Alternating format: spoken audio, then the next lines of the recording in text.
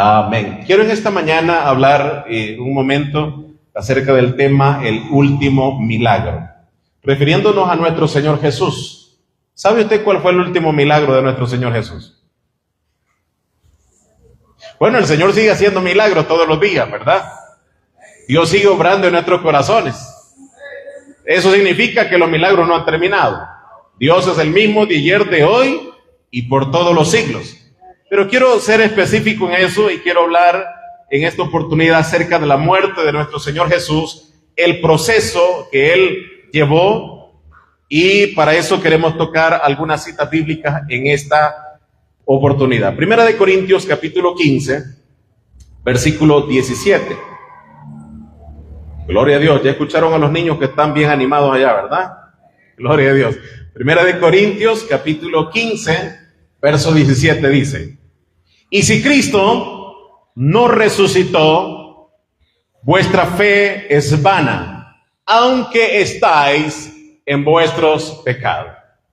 Lo he mencionado en otras oportunidades y el propósito tan grande de nuestro Señor es salvar a toda la humanidad.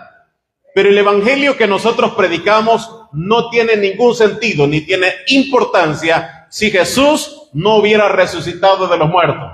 Eso es lo que hace la enorme diferencia en el evangelio que nosotros creemos y en el evangelio que nosotros predicamos. Para muchos, cuando se habla del último milagro de nuestro Señor Jesús, hablan de la ascensión a los cielos. Otros consideran que el último milagro de nuestro Señor Jesús fue el derramamiento del Espíritu Santo.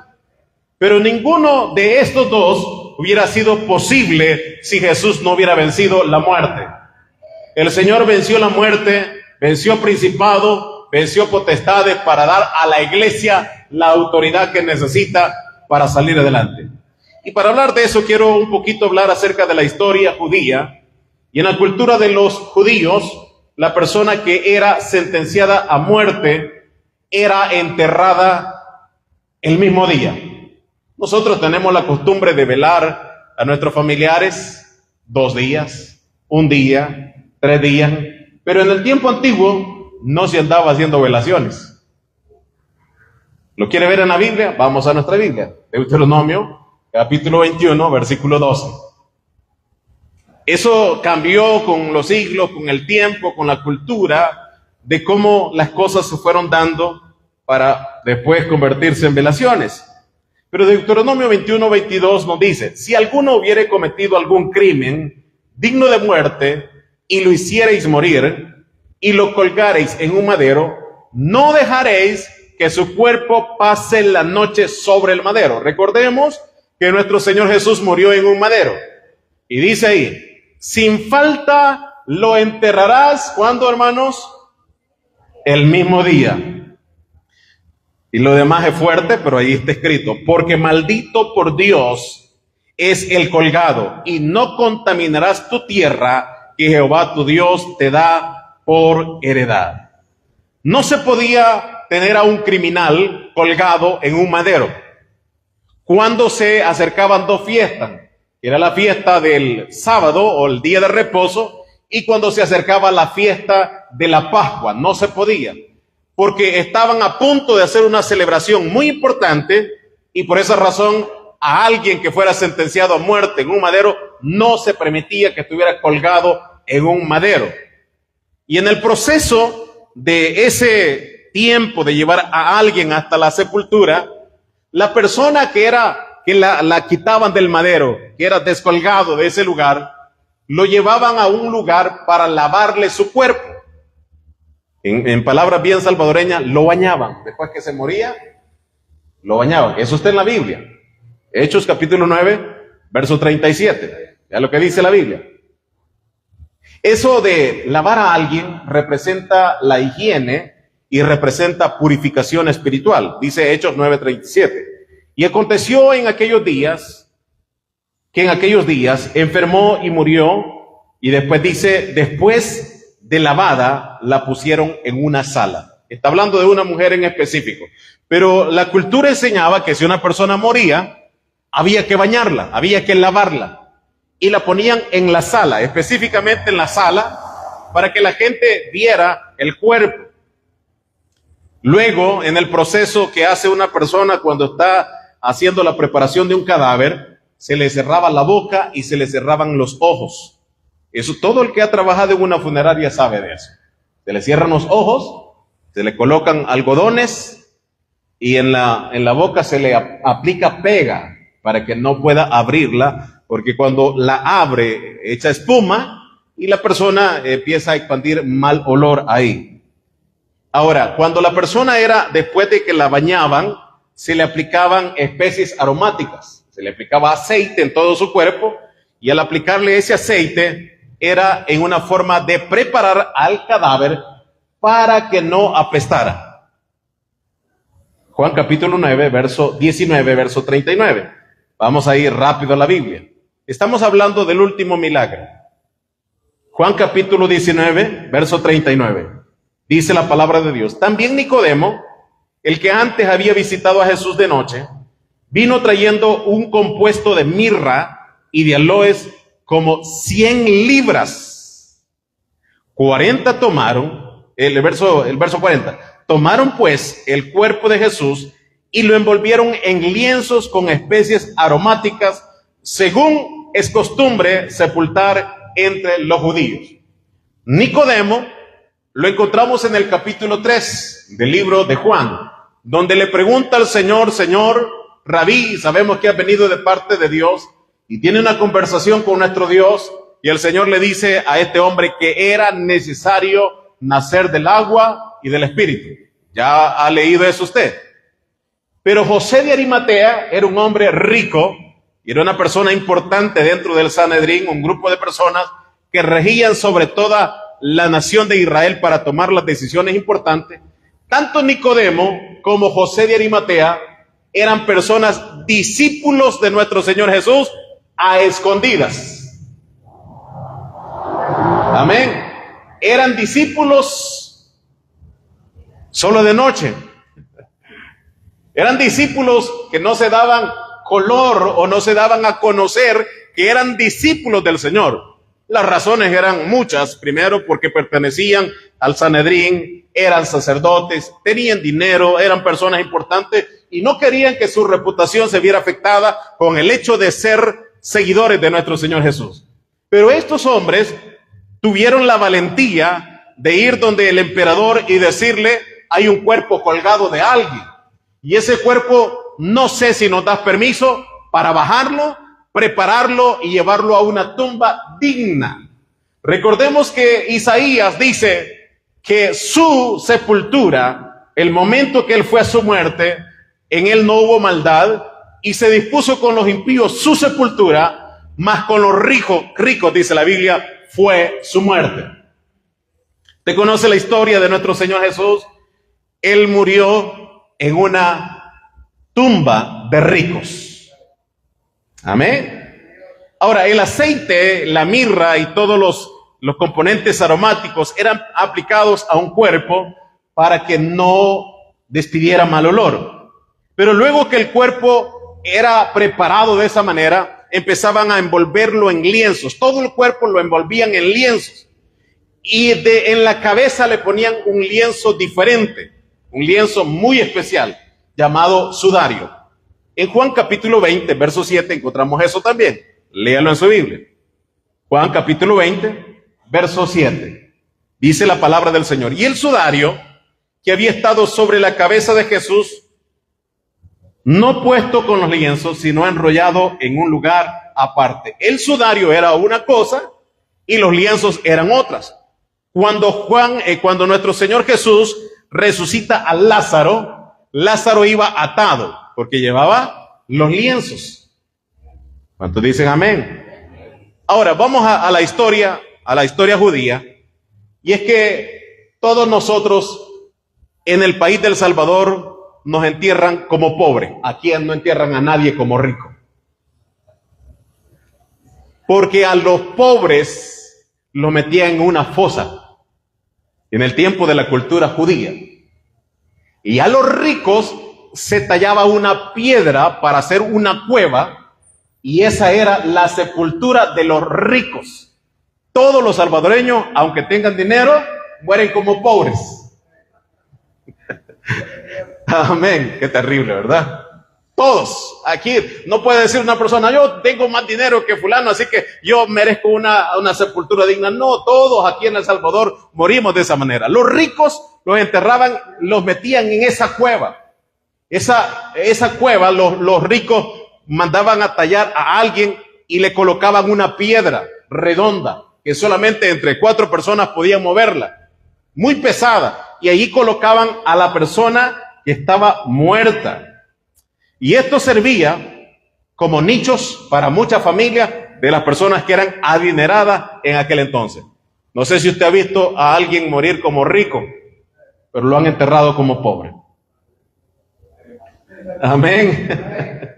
Ahora, cuando una persona era enterrada en esas cuevas, pasaba un año, el cuerpo, el cadáver pasaba un año en ese lugar.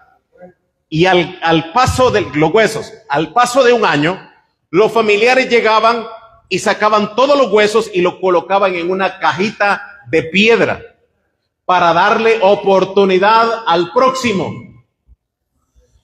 Esa era la tradición de los judíos.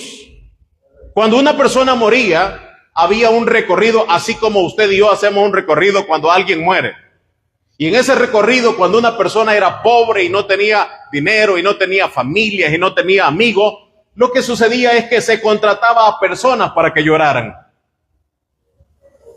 Qué duro eso, ¿verdad? Que nadie quiera llorar por uno. Se contrataba a personas para que lloraran. Y la persona que lloraba llevaba un frasco. Ese frasco era lleno con las lágrimas de las personas que iban llorando. Eso se llamaba redoma. La persona iba llorando y colocándose el frasquito a forma de llenarlo. Luego lo colocaban en la tumba y muchas personas hacían duelo hasta que ese frasco se evaporaran las lágrimas. Eso tiene una explicación grande a través del salmista, donde dice que el Señor ve todas nuestras lágrimas y son puestas en su redoma. Él conoce nuestra situación, conoce nuestra vida. Entonces, en el recorrido fúnebre, la gente lloraba, otros empezaban a rasgarse la ropa, otras personas empezaban a decir oraciones en el recorrido. Allí no había bandas, no había cosas así por el estilo como hoy, pero ese es el recorrido que hacían. Y cuando esta situación se daba, la gente lloraba y se hacía luto durante 7 días. La persona llegaba a su casa y nadie podía decirle haga tal cosa, sino que a esa persona se le daba la oportunidad de hacer luto durante 7 días. Esa persona pasaba llorando 7 días en ese lugar. Ahora, nuestro Señor Jesús, conocemos la historia, que Él fue pedido por gente rica. Y es algo irónico el hecho de crucificar a alguien y estar celebrando la Pascua. No querían que el cuerpo fuera el oprobio de Israel al momento de celebrar la Pascua. Recordemos que en la Pascua el pueblo de Israel lo hacía sacrificando un cordero. Comían la Pascua con hierbas amargas y comían la Pascua con pan sin levadura. Entonces, celebrar la Pascua y tener un cadáver enfrente era un oprobio para el pueblo de Israel. Así que lo más práctico fue, quiten a ese cuerpo y nosotros celebramos la Pascua. Acababan de cometer un asesinato grande y ahora vamos al culto. ¿Cuántos dicen gloria a Dios? Acababan de hacer algo horrible y ahora decían vamos a consagrarnos para Dios. Algunas veces así pasa en nuestras vidas. ¿Cuántos dicen amén? Entonces, la muerte de Jesús tiene demasiadas ironías, porque un criminal para los judíos no se le daba una sepultura de honor. Pero como José de Arimatea y Nicodemo estaban precisos para llevar el cuerpo y darle una sepultura de honor, y con el objetivo de que el cuerpo no sirviera de estorbo, dieron el permiso para que Jesús lo enterraran con honores. Amén. Gloria a Dios. Ahora yo quiero que piensen en algo muy importante. ¿Cuántos han acompañado un funeral? Levanten la mano el que ha acompañado un funeral. Todos aquí hemos acompañado un funeral. Présteme atención a lo que le voy a decir. Las calles de Ciudad Barrio han sido pisoteadas o pisadas por nosotros cuando hemos acompañado un funeral. Pero un día van a ser por nosotros. Un día vamos a ser nosotros los que vamos a ir en una caja. Y yo quiero que piense, la próxima vez que usted camine por las calles de Ciudad Barrio, esas mismas calles ya no las va a volver a caminar. ¿Cuántos dicen amén? Esas calles nunca jamás las va a volver a caminar, pero va a haber otra persona que va a venir acompañando el funeral. Y ahí se dice, era una buena persona, era un buen miembro, era una persona que se congregaba en la Iglesia Pentecostal Unida, era un hombre que se gozaba en los cultos, pero en el fondo de nuestro corazón nosotros sabemos si era de verdad o no. ¿Cuántos dicen amén? En el caso personal, yo enterré a mi padre, enterré a mi madre, enterré a mi hermano más mayor y un día me van a enterrar a mí. Amén. Eso sí sucede. Pero eso, hermanos, es un trago amargo. Es un trago amargo que no se le desea a nadie, la muerte o la pérdida de un familiar. Pero nosotros debemos estar totalmente conscientes de que hay un Dios maravilloso que tiene el cuidado de cada uno de nosotros. Juan capítulo 5, verso 25. Mire lo que menciona la palabra de Dios. De cierto os digo, Juan 5, 25. Viene la hora, y ahora es, cuando los muertos oirán la voz del Hijo de Dios, y los que la oyeren vivirán. ¿Qué dice la palabra de Dios? Los muertos en Cristo resucitarán primero. Luego nosotros, los que hayamos quedado, seremos transformados para encontrarnos con el Señor en el aire. Pero eso ocurre a todos y cada uno de nosotros que estamos tratando de hacer la voluntad de nuestro Dios. Que morimos perseverando, que morimos entregando nuestra vida a nuestro Señor, que morimos luchando por una salvación tan grande. ¿Qué pasaría si usted no está bautizado ni ha recibido el Espíritu Santo y este día muere? Lamentablemente perderá la oportunidad de escuchar a nuestro Señor Jesús cuando Él venga. ¿Seguimos acá? Juan 11:39. Todos no sabemos Juan 11:35. Jesús lloró. Pero leamos 11:39. Dice la palabra del Señor. Dijo Jesús, quitad la piedra. Marta, la hermana del que había muerto, le dijo, Señor, hiede ya, porque es de 4 días. A Jesús le dijeron, Señor, tu amigo está enfermo. Présteme atención a ese detalle. Tu amigo está enfermo. Y el Señor dijo, esa enfermedad no es para muerte. Pero se murió, hermanos. Sino que Él dijo, esto es para que la gloria de Dios sea manifestada. Y la Biblia menciona que le avisaron a Jesús a tiempo. Y el Señor Jesús se daba cuenta de que, porque Él siendo Dios Todopoderoso, se daba cuenta. En esa oportunidad, Lázaro muere y se presenta hasta el 4.º día. Y se acerca a María, se acerca a Marta y le dicen, Señor, si tú hubieras estado aquí, nada de esto hubiera ocurrido. Claro, eso es tener confianza en Dios. Eso es creer en Dios. Pero ¿qué sucede con esa oportunidad y esa situación? En la cultura judía, si una persona moría, se creía que el alma quedaba rondando durante 3 días. Y el 4.º día, el alma llegaba a ver el cuerpo y veía el rostro. Y como el dicho dice, el muerto los 3 días ya hiede. Eso tiene otra explicación, yo no voy a hablar de eso. Pero en la cultura judía, el alma llegaba y se acercaba a ver el rostro. Y como el rostro ya estaba desfigurado, ya los gusanos empezaban a comérselo, entonces lo que decía el alma aquí ya no hay oportunidad, así que me voy. Eso es en la cultura judía. En la cultura judía se consideraba que si una persona tenía 3 días de muerto, todavía había oportunidad de que el cuerpo se levantara por sí mismo.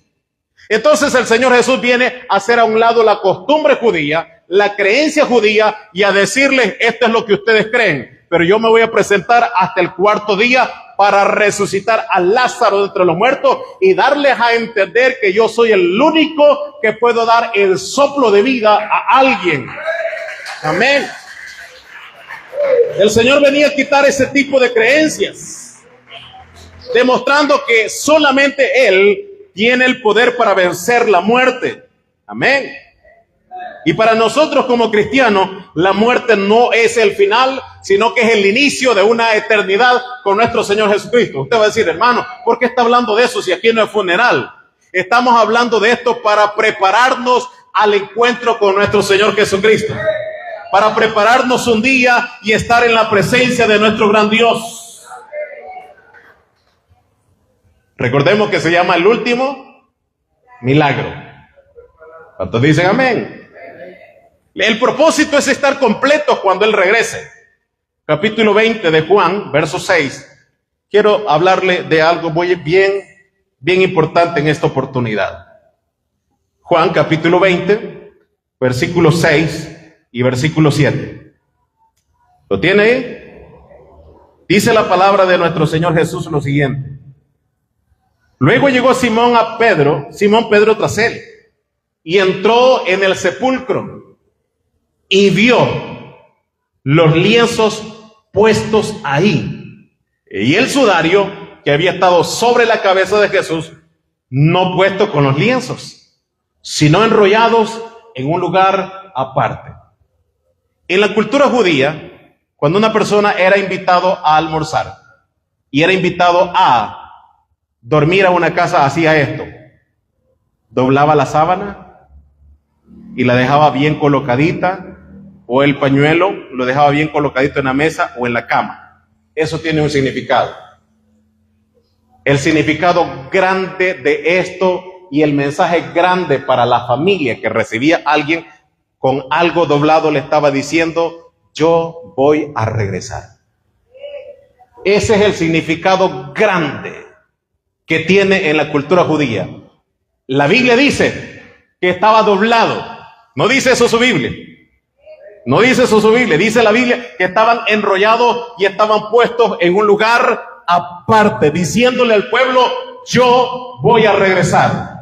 Ese es el milagro más grande. Ese es el último milagro más grande. Saber que el Señor un día va a regresar por su iglesia.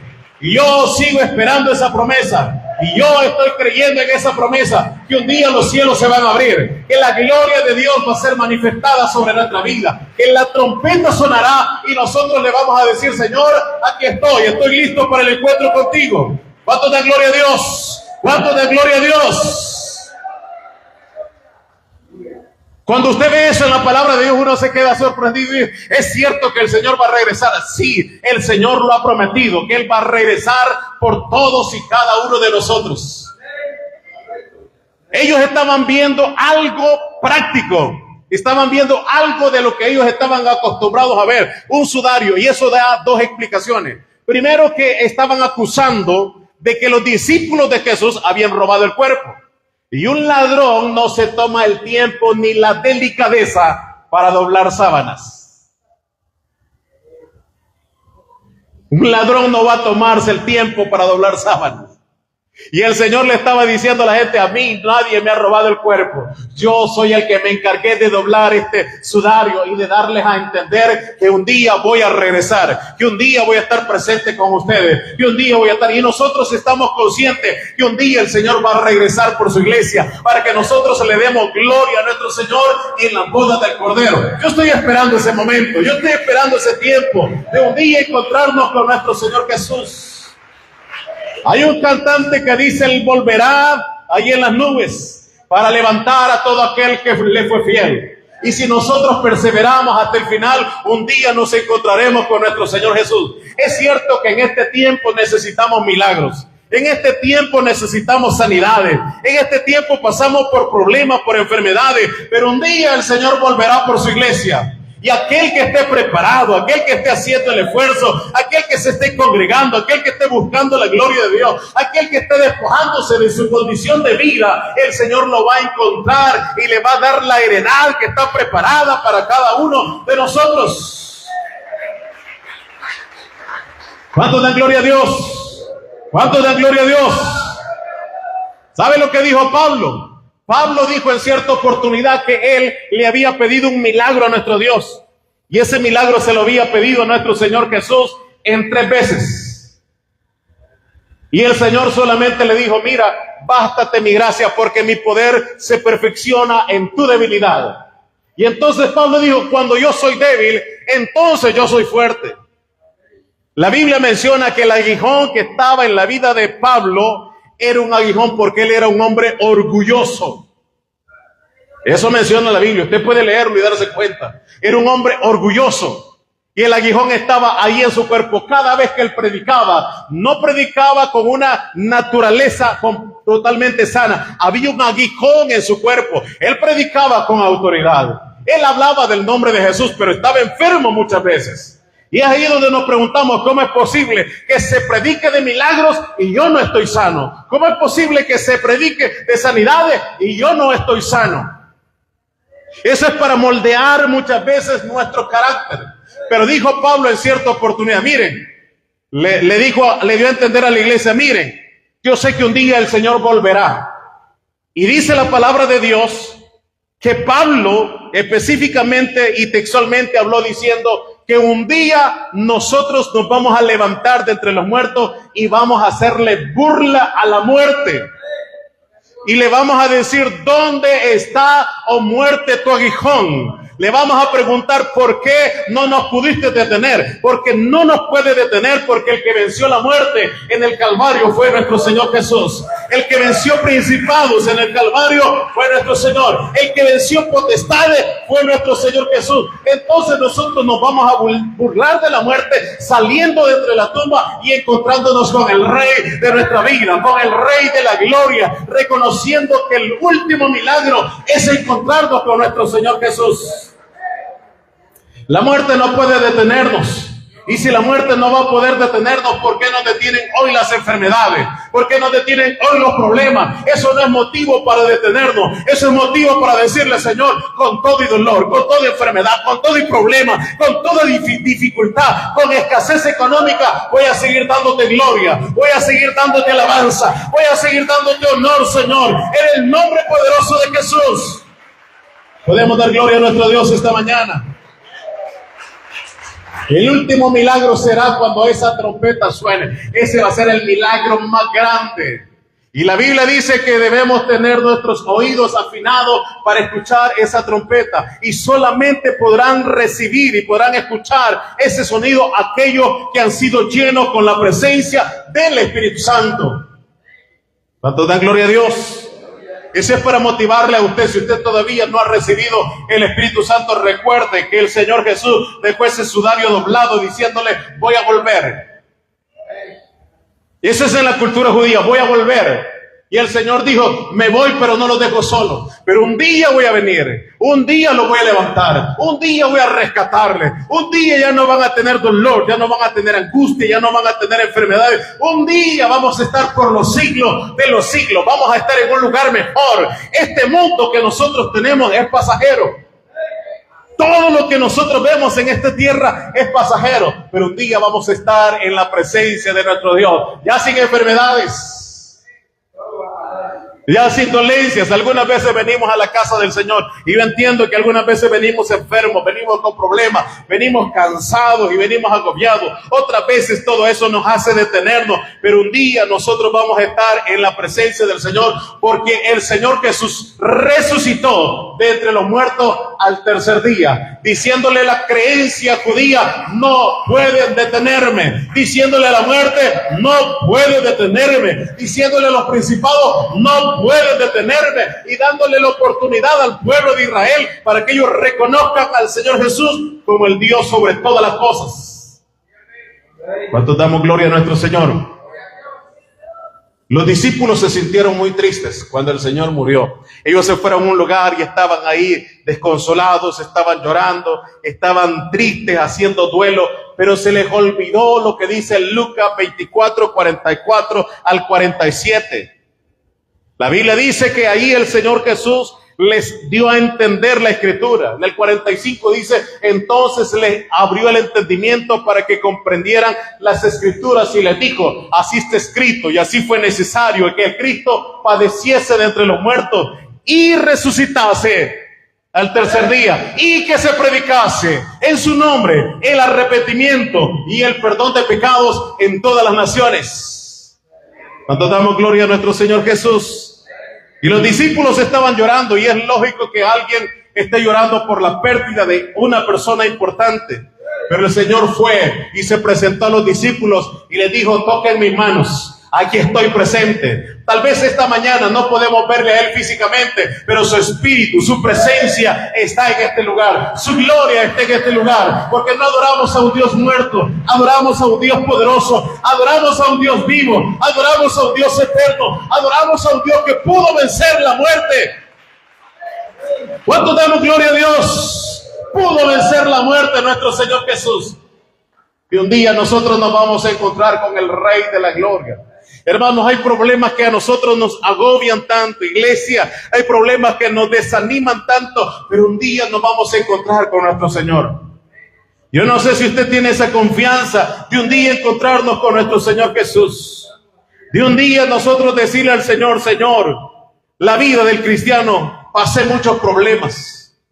Algunas veces la gente dice, no, es que eso de ser cristiano es fácil. El Señor dijo, mi carga es fácil. Amén. Venid a mí, dijo el Señor, tal y como estés.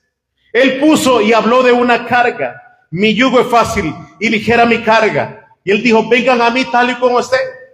Él no pregunta cuál es nuestro problema, cuál es nuestra dificultad. Él dice, lleguemos a Él como nosotros estemos. Algunas veces nosotros quisiéramos que la condición de vida nuestra cambiara de la noche a la mañana. Pero déjeme darle una mala noticia. Algunas veces las cosas no van a cambiar hasta que nos muramos. Va a cambiar un día hasta que recibamos el último milagro de abrazar a nuestro Creador, de abrazar a nuestro Señor y decirnos el Señor, lo lograste, venciste, llegaste hasta el final. ¿Por qué razón? Porque, hermanos, algunas veces el milagro que nosotros anhelamos, la sanidad que necesitamos, nos va a hacer muchas veces alejarnos de la casa del Señor. ¿Cuántos dicen amén? Quiero ir terminando. Algunas veces, hermano, las enfermedades nos hacen mantenernos acá. Los problemas nos hacen mantenernos de rodillas acá. Y le preguntamos al Señor, ¿cuándo va a terminar esto? Y el Señor nos dice, no se va a terminar, porque si se termina, ya no vas a regresar. Y el anhelo y el deseo de nuestro Señor es que el problema se termine cuando estemos con Él. En el último milagro, cuando el Señor venga. Amén. Y ya lo he dicho en otras oportunidades, no sé si usted se lo puede imaginar, pero qué hermoso sería que usted estuviera en un campo abierto y que de repente la tierra tiemble como nunca ha temblado, y que los cielos se abran, y que suene la trompeta, y que el Rey de la Gloria venga por nosotros, y que el que esté a la par de nosotros también pueda irse con nosotros y decirle, Señor, he peleado la buena batalla de la fe, está preparada la corona de justicia, y decirle al Señor, Señor, este es el milagro más grande, la salvación eterna para nuestras vidas. Dele aplauso a nuestro Señor Jesús esta mañana. Dele gloria a nuestro Señor Jesús esta mañana. Esa es una victoria. Nosotros vamos a vencer a la misma muerte por medio del nombre que es sobre todo nombre. Póngase sobre sus pies esta mañana.